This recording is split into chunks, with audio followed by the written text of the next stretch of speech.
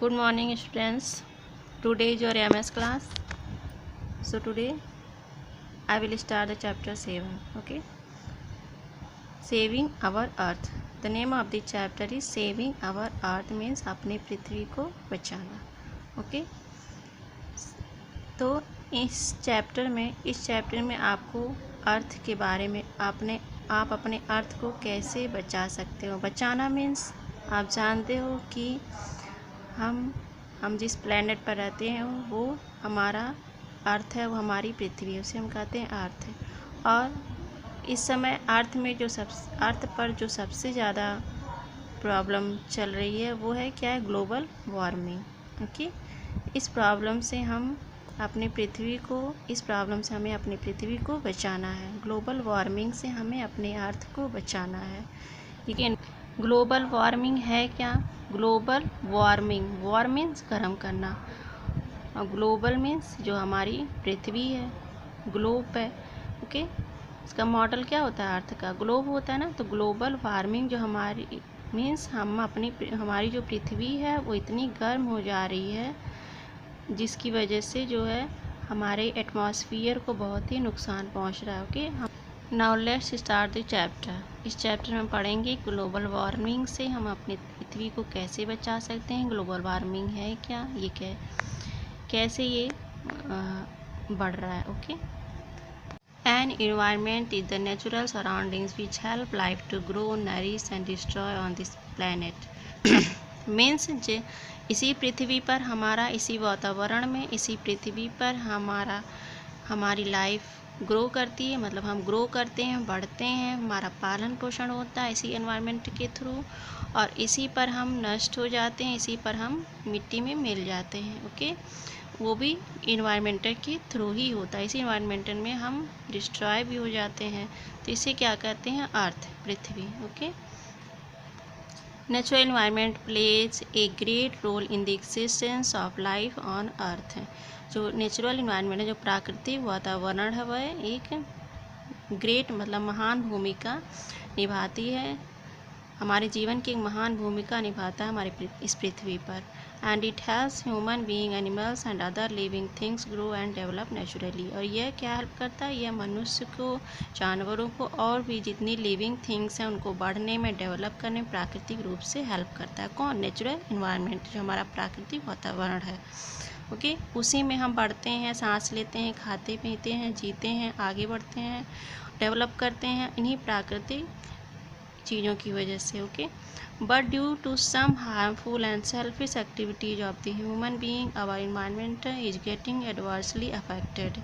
लेकिन कुछ हानिकारक और स्वार्थी एक्टिविटीज़ की वजह से, कार्यों की वजह से, इंसानों की कुछ स्वार्थी और हानिकारक कार्यों की वजह से हमारा जो एनवायरनमेंटल है वो क्या हो रहा है, उस पर बहुत ही प्रतिकूल प्रभाव पड़ रहा है. मतलब उसके अनुकूल नहीं, कुछ हमारे ऐसे कार्य हैं जिसकी वजह से हमारे एनवायरनमेंटल पर बहुत ही प्रतिकूल प्रभाव पड़ रहा है, मतलब उसको नुकसान पहुंचा रहा है. The most important topic of the day is how to protect our environment to keep it safe forever as well as ensure the nature's balance on this planet to continue the existence of life. सबसे महत्वपूर्ण यह है कि हम कैसे अपने environmental को बचाएं, हम अपने वातावरण को कैसे सेफ रखें. और जैसे कि ensure the nature's balance on this planet to continue the existence of life. कि अपने लाइफ के जो हमारा अस्तित्व है उसको लगातार इस धरती पर बैलेंस बनाने के लिए, नेचर बैलेंस, प्राकृतिक बैलेंस बनाने के लिए, लाइफ का अस्तित्व बनाते हुए लगातार इस पृथ्वी पर हम नेचर, प्राकृतिक बैलेंस को बनाए रखें, हमेशा के लिए इसको बनाए रखें. In this chapter you shall study about global warming and its adverse effect on our environmental. इस चैप्टर में आप स्टडी करोगे ग्लोबल वार्मिंग के बारे में और उसके जो है प्रभावों के बारे में, हमारे वातावरण पर प्रभावों के बारे में. Okay. Let's begin. Do you know about the component of environment? क्या आप कंपोनेंट, वो इन्वायरमेंट के जो घटक हैं उनके बारे में जानते हो? What is it important to protect our earth? हमारे पृथ्वी की सुरक्षा के लिए क्यों इम्पॉर्टेंट है? Why do we need to maintain the nature environment? क्यों हम जो है अपने प्राकृतिक वातावरण को मेंटेन मेंटेन करने की ज़रूरत है। What step should be take to save our environment, क्या स्टेप हमें उठाना चाहिए अपने इन्वायरमेंट को, अपने वातावरण को बचाने के लिए। Do you come across all the questions, let's read the chapter after answering the above questions. Here are given component of environment and read them carefully. अब यहाँ पर देखिए कुछ इन्वायरमेंट के कंपोनेंट, यहाँ पर घटक जो है दिए गए हैं इन्वायरमेंट के।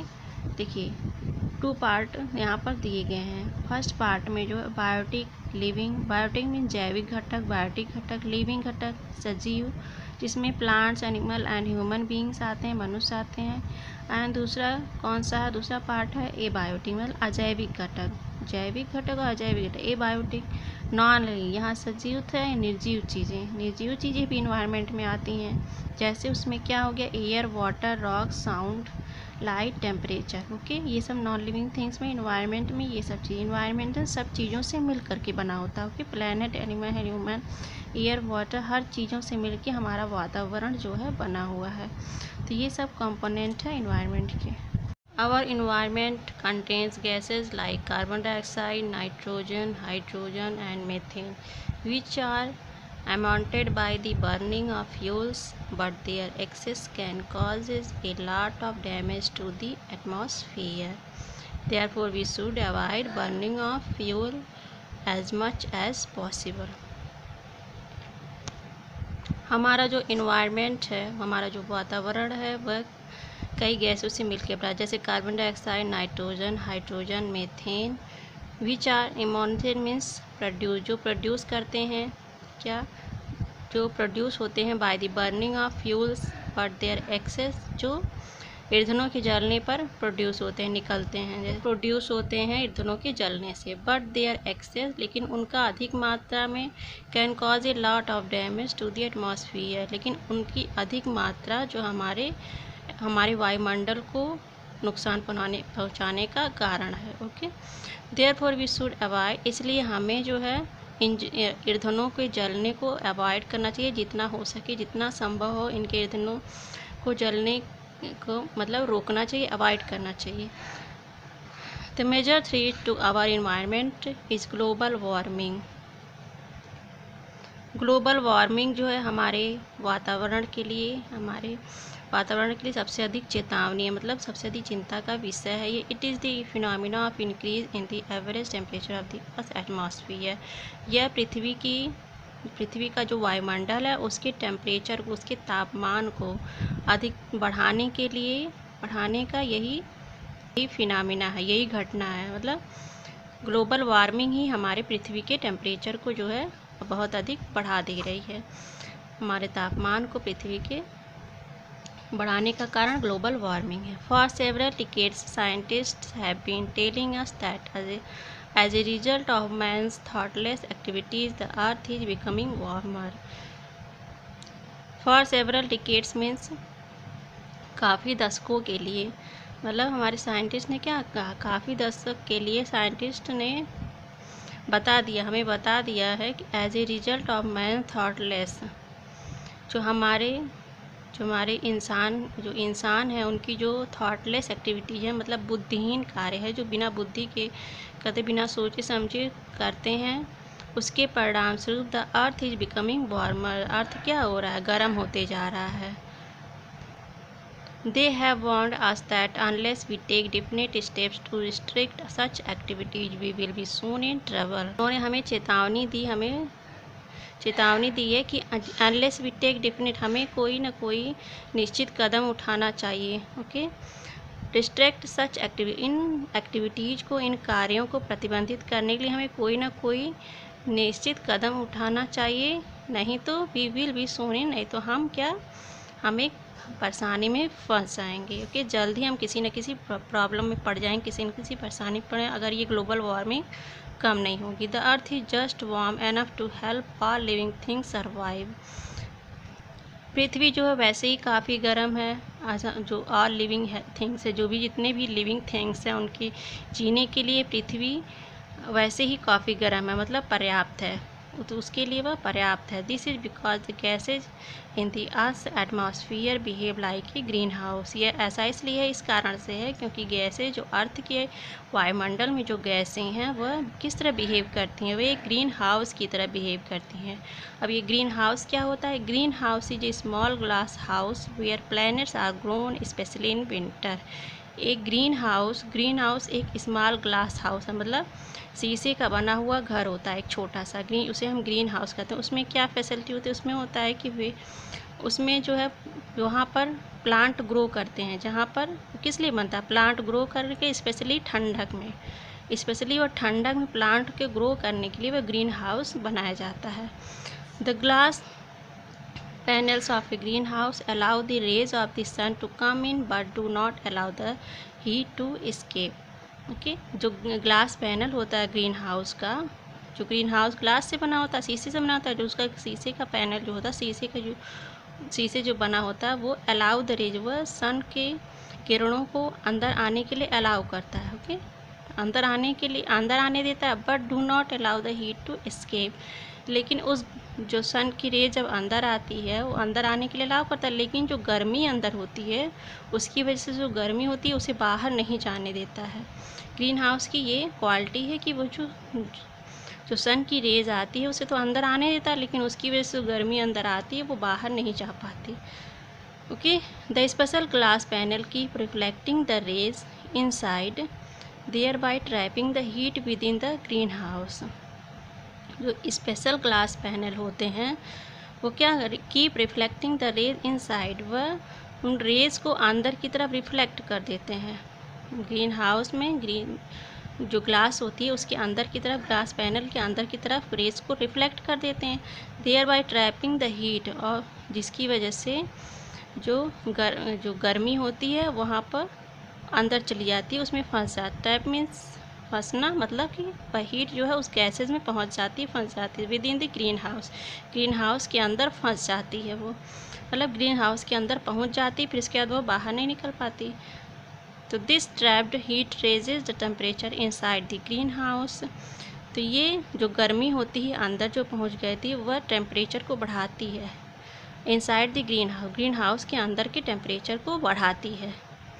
Okay keeping the plants warm enough to live through the cold winter months। यह क्या करती है? प्लांट को गर्म रखती है, काफ़ी गर्म रखती है, through the cold winter month, मतलब ठंडक के महीनों में। कि यह ठंडक के महीनों के लिए स्पेशली ग्रीन हाउस होता है, क्योंकि उस समय पौधों तक गर्मी न पहुंच जाए, जहाँ पर ठंडी जगह होती है, जहाँ पौधों तक गर्मी नहीं पहुंच पाती है, प्लांट के ग्रोथ के लिए हमें सूर्य के प्रकाश की आवश्यकता होती है, और इसलिए ग्रीन हाउस ऐसी जगहों पर बनाए जाते हैं जहाँ पर सूर्य का प्रकाश गर्मी नहीं पहुँच पाती उन तक। तो इस तरह से ठंडक के महीनों में प्लांट को ग्रोथ करने के लिए, उनके ज़िंदा रखने के लिए ग्रीन हाउस बनाया जाता है, जिससे वहाँ टेम्परेचर को रिफ्लेक्ट करके अंदर डाल दिया जाए, और उसमें जो गैसेज होती हैं उसकी हेल्प से वह जो गर्मी होती है वो बाहर नहीं निकल पाती, वो अंदर ही रह जाती है। The earth is surrounded by a mixture of gases. क्या है? गैसों के मिक्सचर से घिरा हुआ है। जो हमारी पृथ्वी है कई प्रकार की गैसों के मिश्रण से घिरी हुई है। द सन सीट, सूरज की जो गर्मी होती है वह passes through this blanket of gases, मतलब गैसों का जो ब्लैंकेट होता है, मतलब बहुत मोटी परत होती है गैस की, इसलिए उसे क्या कहा गया? ब्लैंकेट, गैस का ब्लैंकेट।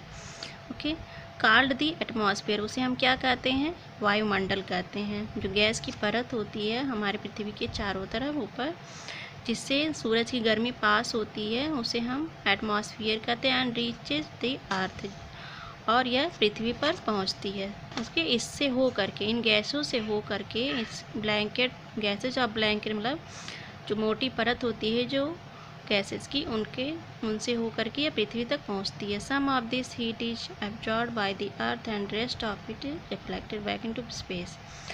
उसमें से कुछ गर्मी जो है एब्जॉर्ब कर ली जाती है पृथ्वी के द्वारा, उसमें से कुछ हीट, जो सन की कुछ हीट होती है गर्मी, वह पृथ्वी के द्वारा एब्जॉर्ब कर लेते हैं। Rest of its reflected back into, और जो बाकी होते हैं उन्हें वापस स्पेस में रिफ्लेक्ट कर दिया जाता है। Okay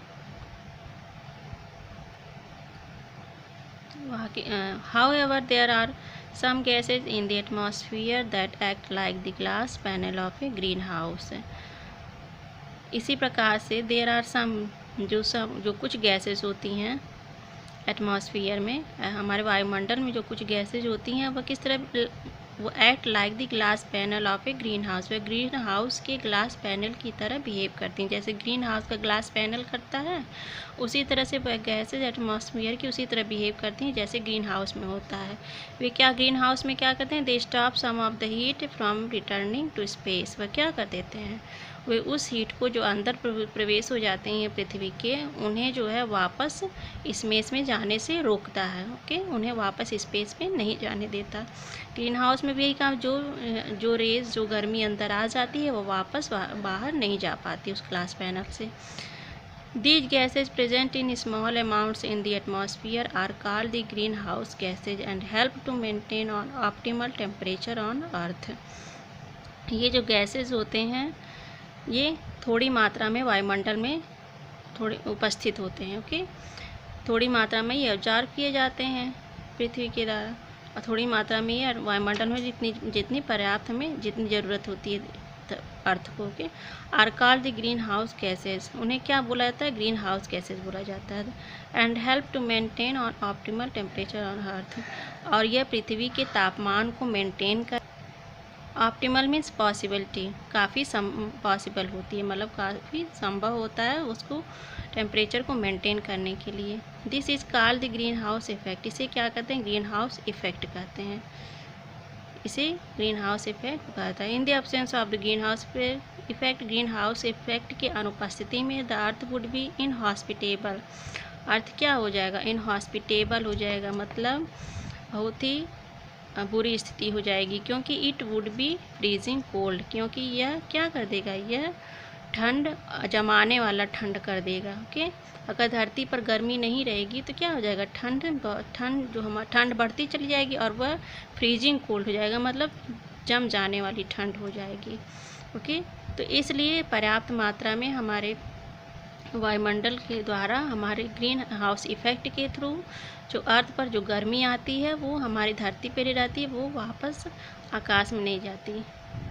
today the temperature of the earth that is rising at an alarming rate can cause, आज हमारी पृथ्वी का जो तापमान है एक रेट में, एक निश्चित मात्रा रेट में बढ़ते चला जा रहा है। ये क्या है, ये डिसास्टर मीन्स आपदा, ये हमारी लिविंग बीइंग, हमारी लिविंग सजीव जो है ये आपदा का। It is happening because of A gradual increase in the quantity of green house gases, यह इसलिए घटित हो रहा है क्योंकि लगातार ग्रेजुअल इंक्रीज, लगातार जो है ग्रीन हाउस की क्वांटिटी बढ़ने के कारण, ओके, लगातार बढ़ने के कारण, जैसे कि carbon dioxide, nitrous oxide, methane, etc, ये सब ग्रीन हाउस गैसेस कौन से हैं, कार्बन डाइऑक्साइड, नाइट्रस, इन सब में बढ़ोतरी होती चली जा रही है। ओके, मतलब जितना ज़रूरत है पृथ्वी को उससे ज़्यादा ये गैसेस हमारे पृथ्वी में बढ़ रही हैं। ओके, इन द एटमॉस्फेयर मतलब वायुमंडल में।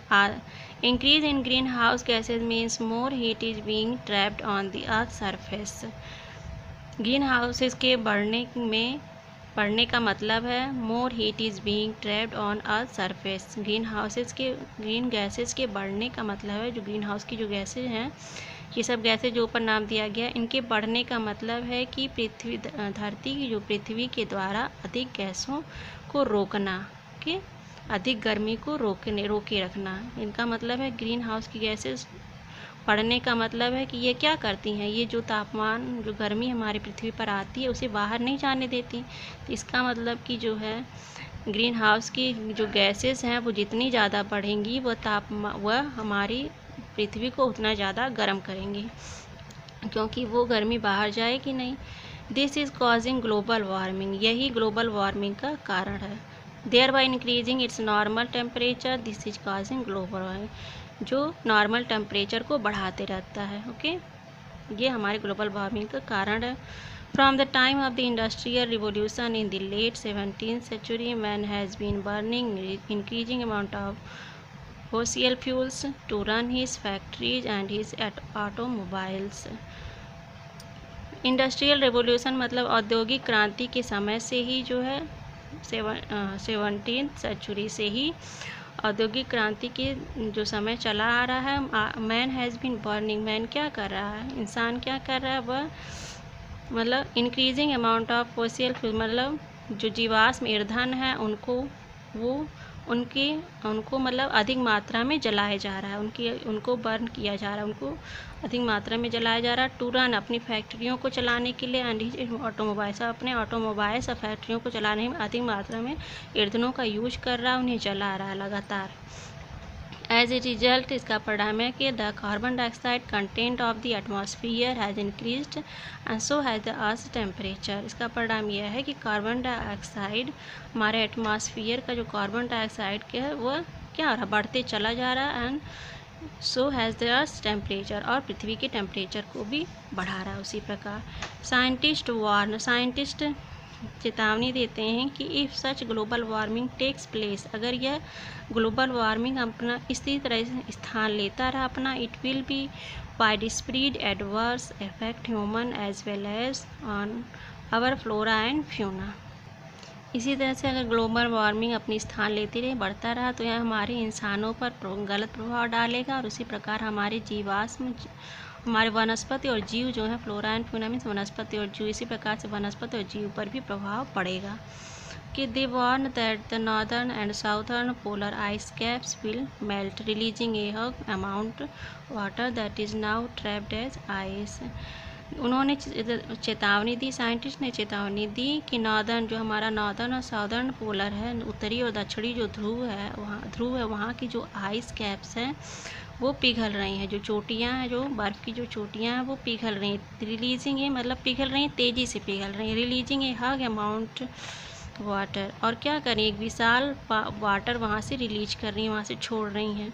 जब तेज़ी से पिघलेंगी तो तेज़ी से वहाँ से पानी निकलेगा। That is now trapped as ice, भी अब इसी श्रेणी में आ गया है कि आइस भी जो है पिघल रही है तेज़ी से, वो भी इस ग्लोबल वार्मिंग में फंस गई है। This will cause ocean level to rise, यही कारण है कि जो हमारा समुद्री जो लेवल है वो बढ़ रहा है, एंड फ्लोड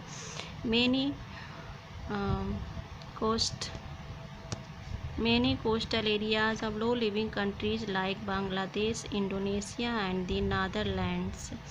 और जो हमारी लो लाइंग कंट्रीज़ है, मतलब जो हमारी नीचे तल वाली जो देश हैं, जो क्षेत्र हैं उनका, जैसे कि बांग्लादेश, इंडोनेशिया, नीदरलैंड, उनमें जो है बाढ़ की मात्रा काफ़ी बढ़ती जा रही है। कि many scientist think the process has already began, बहुत साइंटिस्ट मतलब सोचते हैं कि ये जो प्रोसेस है वो ऑलरेडी शुरू हो चुका है। मतलब ये जो धरती जो है, जब ओशियन लेवल बढ़ेगा तो क्या हो, अधिकतर मात्रा जो है धरती की वो पानी में समाहित हो जाएगी, और बाढ़ की मात्रा जो है इन सब देशों में, जो समुद्र के पास वाले जो देश होते हैं उनमें जो है बाढ़ की मात्रा अधिक हो जाती है। They also warn that the soil will dry up faster due to higher temperature। वे इतने गर्म होते हैं कि जो मिट्टी जो होती है, जो सॉइल मीन्स जो हमारे अर्थ की जो धरती की जो मिट्टी है वह ड्राई है फास्ट, इतनी तेज़ी से सूख रही है, ड्राई हो रही है, due to higher temperature. Higher temperature क्या, इतने ऊंचे तापमान के कारण हमारी धरती की जो पृथ्वी है वह तेज़ी से सूख रही है। As a result many the major grain growing areas in America and Asia will become too dry to support agriculture. इसके परिणाम स्वरूप मेनी मेजर ग्रेन ग्रो, इसके परिणाम स्वरूप जो बहुत से जो मेनी मेजर मतलब बहुत अधिक अनाज उगाने वाले जो क्षेत्र हैं, जैसे अमेरिका में और एशिया में, वो क्या हो रहा है, विल बिकम टू ड्राई, और इतने ड्राई हो रहे हैं कि टू सपोर्ट एग्रीकल्चर, कृषि को सपोर्ट करने के लिए इतने सूख जा रहे हैं कि वहाँ पर परिणाम स्वरूप वहाँ पे जो है धरती सूख जा रही है। Okay, this will mean food shortage and mass starvation death. इसका मतलब यह होगा कि वहाँ पे क्या हो जाएगा, तब फूड शॉर्टेज, भोजन की कमी हो जाएगी, और मास स्टार्वेशन डेथ, और अधिक मात्रा में जो है भूख से मौतें होंगी। ओके, भोजन की कमी हो जाएगी, अधिक मात्रा में जो है भूख से मौतें होंगी। Serious fallout of global warming will be the several plant species in the drier part of the global will be wiped out on account of reduced moisture in the soil. इस वजह से ग्लोबल वार्मिंग का serious fallout जो गंभीर नतीजा यह होगा कि सेवरल प्लांट स्पाइसेज जो अधिकतर प्लांट स्पाइसेज हैं प्लांट की प्रजातियां हैं in the dryer part of the global वह ड्रायर पार्ट हो जाएंगी। ओके, धरती का ड्रायर पार्ट मतलब सूखे हुए भाग में चली जाएंगी। विल बी वाइप्ड आउट जो नष्ट हो जाएंगी an account of reduce moisture in the soil. Moisture धरती का जो मॉइस्चर रिड्यूस होने की वजह से वह सब नष्ट हो जाएंगी जो प्लांट स्पाइसेज होंगी। The herbivores animals that live on this will also die. इसकी वजह से जब प्लांट जो नष्ट हो जाएंगे, जो हार्बिवर्स एनिमल्स होते हैं जो पौधों पर डिपेंड होते हैं वो क्या हो जाएंगे, वो भी नष्ट हो जाएंगे। जब प्लांट नष्ट हो जाएंगे तो वो एनिमल्स भी नष्ट हो जाएंगे, मर जाएंगे। Followed by the carnivores animals, और जो कार्निवर्स एनिमल्स होते हैं जो इन हार्बिवर्स एनिमल्स को खाते हैं। हार्बिवर्स एनिमल्स जो शाकाहारी जानवर होते हैं जो प्लांट, और कार्निवर्स एनिमल्स जो मांसाहारी होते हैं। ओके, जो इन एनिमल्स को खाते हैं, जो शाकाहारी एनिमल्स होते हैं इन एनिमल्स को खा करके अपना पेट भरते हैं, वो भी जब ये जानवर नहीं रहेंगे तो ये भी जो है मर जाएंगे। जब हार्बिवर्स एनिमल्स मर जाएंगे उनकी वजह से ये भी मर जाएंगे, नहीं मिलेगा। तो effectively the whole balance of nature will be affected. इस प्रकार से जो पूरा बैलेंस है, जो प्रकृति का जो बैलेंस बना हुआ है वो अफेक्टेड, वो प्रभावित हो जाएगा। Okay, all these alarming effects are known to us all this while. where all these, क्या ये सब इफेक्ट अलार्मिंग पर, ये आने वाले जो प्रभाव थे, ये सब अलार्मिंग इफेक्ट, ये सब जो आने वाले प्रभाव थे वो अज्ञात थे हमारे लिए इस समय के लिए? क्या ये सब प्रभाव हमारे लिए अज्ञात थे? नो, नहीं। We were always aware of a serious consequences of global warming. ये सब प्रभाव हमारे लिए अज्ञात नहीं थे, इनका कहीं ना कहीं हमें पहले से मालूम था। वी वेयर ऑलवेज, हमें क्या रहना चाहिए, हमें हमेशा हम हमेशा जागरूक थे। Serious consequence of global warming, global warming का जो ये सीरियस परिणाम था, ग्लोबल वार्मिंग का ये जो सीरियस परिणाम था उसके लिए हम ज़्यादा जागरूक थे। A number of bodies of environment scientist have been formed in which most of the countries of the world are represented.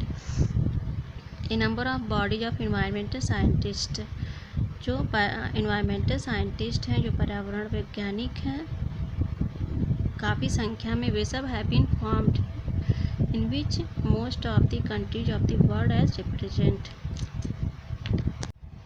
जो पर्यावरण इन्वायरमेंटल साइंटिस्ट जो पर्यावरण के वैज्ञानिक होते हैं, उनके काफ़ी संख्या में उन लोगों ने मिल कर के जो है गठन किया कि इसके बारे में सोचा, गठन किया इन विच, जिसमें कि most of the countries of the world are represented, जिसमें दुनिया के जो बहुत से देशों को प्रस्तुत किया गया।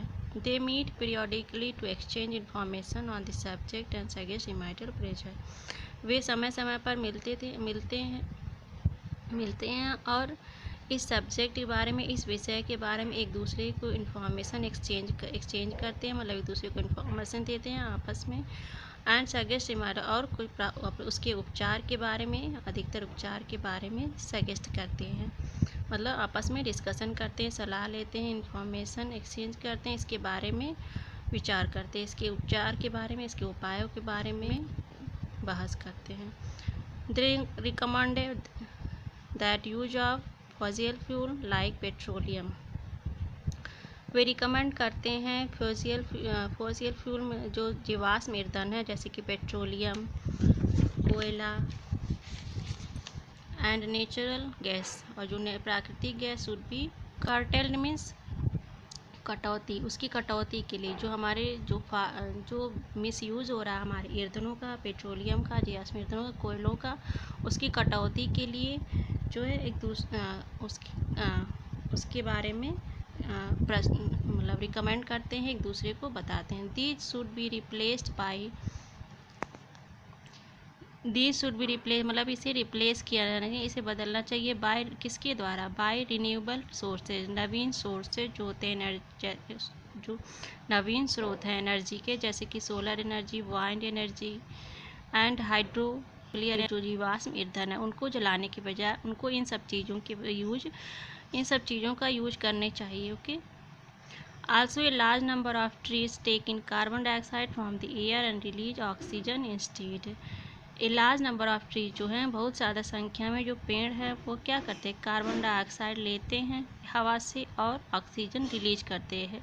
इसके बदले में ऑक्सीजन रिलीज करते हैं। ये आप तो जानते हो कि पेड़ क्या करते हैं, कार्बन डाइऑक्साइड लेते हैं और ऑक्सीजन निकालते हैं। It is estimated that planting 1 lakh hectare of new forest can remove 1 million tons of carbon dioxide per year from the atmosphere.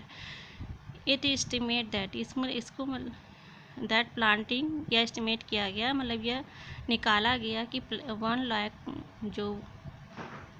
जो हेक्टेयर ऑफ न्यू फॉरेस्ट, मतलब नए जंगल जो बने 1 लाख हेक्टेयर के प्लांटिंग करने पर जो जंगल बनेंगे उन्हें वो क्या कर सकते, कैन रिमूव कर सकते हैं 1 million ton of carbon dioxide per year. एक साल में वह 1 मिलियन टन कार्बन डाइऑक्साइड हटा सकते हैं वायुमंडल से।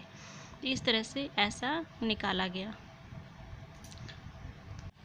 इन पर्यावरण ऑर्गेनाइज करने वालों ने, पर्यावरण संगठन ने रीयूज के लिए वकालत की। वेस्ट मटेरियल थे, स्पेशली एज फ्यूल्स मीन्स ईंधन। ओके, स्पेशली जैसे कि ईंधन ऐसे और वेस्ट मटेरियल के रीयूज के लिए वकालत की। In England methane that is formed inside rubbish dumps is being used as fuel in some power stations. England में मीथेन बनाया जाने लगा। Methane that is form, methane gas को बनाया जाने लगा इनसाइड रबिश डैम। ख़राब चीज़ों के इस्तेमाल से, ख़राब चीज़ों के यूज से जो है ईंधन के रूप में कुछ पावर स्टेशनों पर जो है मीथेन गैस को बनाया जाने लगा। These measures have given the world community A ray of hope that global warming can be control. इसके कारण जो है वर्ल्ड कम्युनिटी थी उसे क्या मिले, एक आशा की किरण, ए रे ऑफ होप। इस मेजर मतलब इस अत्यधिक प्रयोग से जो प्रयोग किया गया इससे एक आशा की किरण मिली। जो समाज की कम्युनिटी थी, जो समुदाय था, उससे आशा की किरण कि global warming can be control, कि ग्लोबल वार्मिंग को कंट्रोल किया जा सकता है। But at the same time, लेकिन same time these are not enough to check the continuous increase in greenhouse gases। लेकिन समान समय पर इन जो गैसों को, ग्रीन हाउस जो गैसें थीं, उनको कंट्रोल कर पाना जो है काफ़ी नहीं था। Political leaders in all countries are unwilling to reduce the use of fossil fuels. जो पॉलिटिकल लीडर्स थे, जो नेता थे, वो इन ऑल कंट्री, जो सभी देशों में जो नेता थे, पॉलिटिकल लीडर्स थे, वो अनविलिंग टू रिड्यूस मतलब नहीं चाहते थे, रिड्यूस मतलब कम करना। Okay, the use of fossil fuels मतलब जो जीवाश्म जो ईंधन है उनको कम करने के लिए वो बिल्कुल भी तैयार नहीं थे, सभी देश के जो नेता थे। क्यों? फॉर दिस, इसलिए this will be result in loss in industrial. इससे यह परिणाम होगा कि अगर जीवाश्म ईंधन को कम करने का उपाय करेंगे तो इससे परिणाम होगा कि इंडस्ट्रियल प्रोडक्शन जो है लॉस में चला जाएगा। And lowering the standard of the living of their people, और जो स्टैंडर्ड है, जो लोगों के रहने का जो स्टैंडर्ड है वो कम हो जाएगा। इस वजह से वह इसे कम करने के लिए बिल्कुल भी तैयार नहीं है। Okay, if we have to stop global warming, अगर हमें ग्लोबल वार्मिंग को स्टॉप करना है, we have to come up with better and more effective solution to the problem. तो हमें क्या करना होगा, अगर हमें ग्लोबल वार्मिंग को स्टॉप करना है, रोकना है, ग्लोबल वार्मिंग को बढ़ने से रोकना है, तो हमें मतलब एक अच्छे परिणाम की तरफ आना होगा। मोर इफेक्टिव सॉल्यूशन, एक बहुत अच्छे और एक प्रभावित सॉल्यूशन, इस प्रॉब्लम के सॉल्यूशन को ढूंढना होगा, निकालना होगा, अगर हम ग्लोबल वार्मिंग को कम करना चाहते हैं। ओके, हमें अपनी लाइफ स्टाइल को बदलना होगा। लास्ट है, conservation is state of harmony between man and land.